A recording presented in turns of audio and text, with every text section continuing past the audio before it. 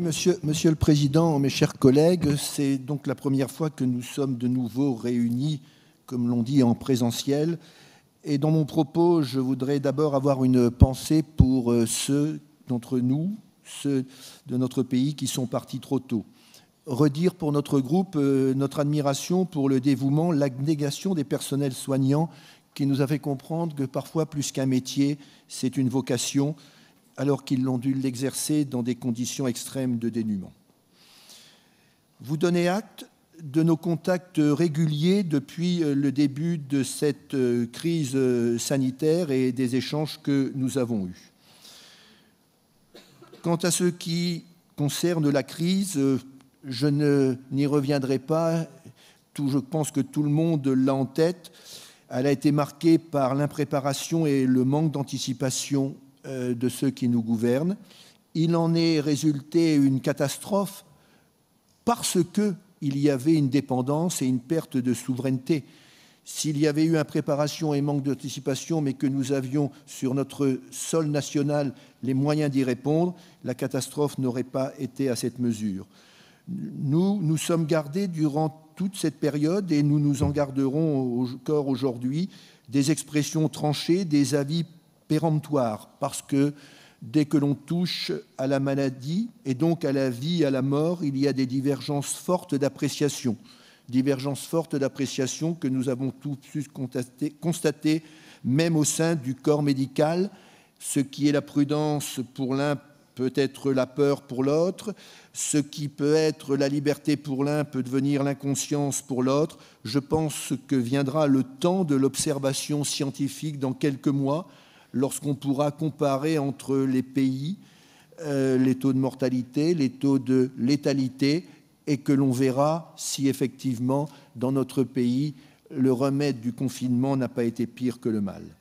Nous avons fait, notre groupe, les élus Rassemblement national, ont fait un choix d'attitude.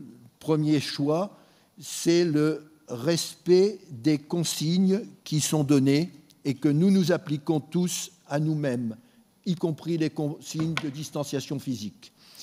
Nous avons ensuite été dans un soutien sans faille aux soignants et à toutes les professions connexes, et nous avons décidé de concentrer notre attention sur le cœur des compétences du Conseil régional, le développement économique. Nous laissons à la représentation nationale le fait de s'occuper de ce qui est du gouvernement. Notre attention s'est donc portée sur les plus fragiles, sur les plus fragilisés dans le cœur de métier qui est le nôtre, celui du développement économique. Lorsque le confinement a été instauré, les retraités n'ont pas vu de baisse de revenus.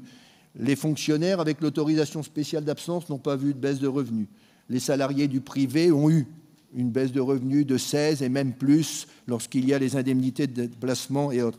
Et puis, il y a tous ceux dont l'activité est liée à la fourniture d'un service, qu'on soit coiffeur, restaurateur, chirurgien dentiste, kinésithérapeute, médecin.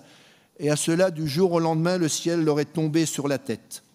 C'est la raison pour laquelle nous avons eu comme demande forte, dès le début de cette crise, une annulation des charges et des coûts fixes pour ceux pour qui, du jour au lendemain, les recettes étaient réduites à zéro, indépendamment de leur volonté, parce qu'ils étaient contraints à l'arrêt.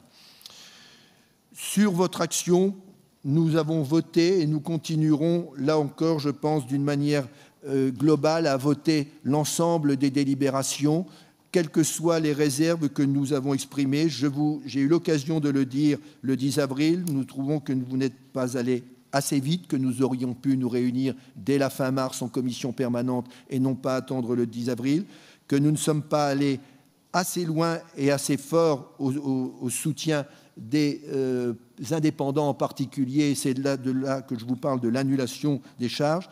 Nous avons deux regrets forts. Un, que vous ayez refusé d'inclure dans la centrale d'achat les tests de dépistage. Or, c'est une compétence du Conseil régional que de faire la prévention de la santé, et le test de dépistage est bien une prévention de la santé. Nous avons également un regret sur l'essai clinique de l'interféron inhalé, mais ma collègue Sylvie Saillard fera un focus sur ce sujet. Nous avons une déception, Monsieur le Président, c'est que la crise ait pu à un moment ou à un autre être instrumentalisée comme une opération de communication. J'en veux pour preuve l'opération Un masque pour chacun, mais nous en reviendrons.